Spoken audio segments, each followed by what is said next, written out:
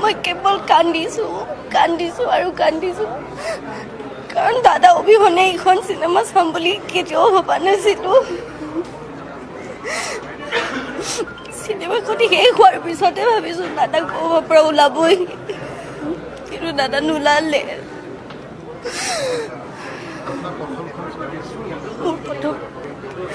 শ্বুটিঙৰ সময়তে আপোনালোকে একেলগে যেতিয়া শ্বুটিং চলিছিলে সেই সময়ত জুবিন গাৰ্গৰ মনৰ অনুভৱ কেনেকুৱা আছিলে কি শ্বেয়াৰ কৰিব বহুত বেছি এক্সাইটেড হৈ আছিলে কাৰণ সপোনৰ ছবি আছিলে দাদাৰ ৰৈ ৰৈ বিনালে আজি সপোনৰ ছবিখন দাদাই নিজে নেদেখিলে